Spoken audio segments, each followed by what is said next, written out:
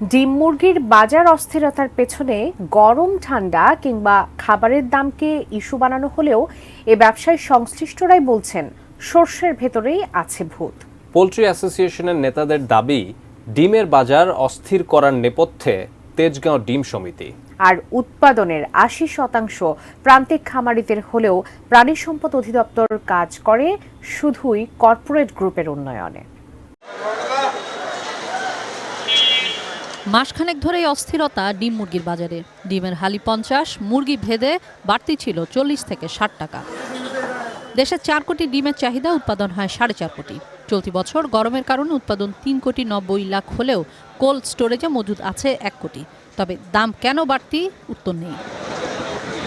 ডিমের দাম অপরিবর্তিত থাকলেও শনিবার হঠাৎ করেই কমে গেছে মুরগির দাম। সোনালী মুরগি হয়েছে ৩৫০ টাকা কেজি, আর ব্রয়লার হয়েছে ২০০-২১০ টাকা কেজি। আমরা আজকে বাজার দর হলো আপনার ৩৩০ টাকা আছে, ৪০ টাকাও আছে। বিক্রেতারা বলছেন হিটস্ট্রোকে মুরগি মরছে, তাই ক্ষতি পুষিয়ে নিতে মুরগির দাম বাড়াতে হচ্ছে। যদিও ছোট খামারিদের ব্যবসা কমে যাওয়া আর বড় কোম্পানির দৌরাত্মে জিম্মি বাজারের কথাও স্বীকার করেন তারা। বিভিন্ন বাচ্চা উৎপাদনকারী প্রতিষ্ঠান আছে, এদের কাছ থেকে ক্রয় করে। এরাই কিন্তু আপনি ওই দামের সিন্ডিকেটটা ওখান থেকেই শুরু হয়।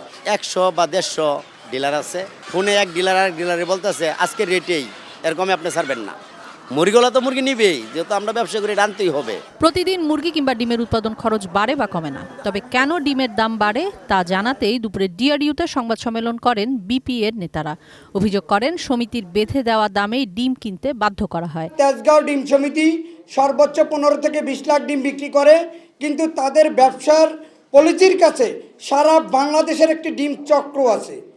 যে চক্রটা হচ্ছে আপনার কাপ্তান বাজার, তেজগাঁও ডিম সমিতি হল প্রধান, এর সাথে যুক্ত আছে সাভার, এর সাথে যুক্ত আছে রাজশাহী, এর সাথে যুক্ত আছে রংপুর, এর সাথে যুক্ত আছে চট্টগ্রাম পাহাড়তলি ডিমের বাজার। কর্পোরেট গ্রুপদের পোল্ট্রি ফিড ও মুরগির বাচ্চা সিন্ডিকেটও মুরগির দাম বাড়ার অন্যতম কারণ বলছেন তারা। কোনো প্রাণী সম্পদ অধিদপ্তরের কোনো উপজেলা অফিসার বলতে পারবে না তার উপজেলায় কয়টা পোলট্রি খামার আছে, কয়টা ব্রয়লার মুরগি, কয়টা ডিমের মুরগি। এরা শুধু কাজ করে এলডিডিপি নিয়ে। সরকারি যে হ্যাচারিগুলো আছে এগুলোকে উন্নয়ন না করে তারা কর্পোরেট গ্রুপের উন্নয়ন করেন। মুরগির বাচ্চা এক শর্তে দেওয়া হয়, তাদের সাথে স্ট্যাম্প করতে হবে, তার ফ্যাক্টরির খাবার খাওয়াতে হবে।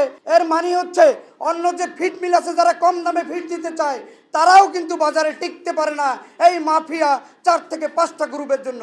কিশোর জাহান, এটিএন নিউজ, ঢাকা।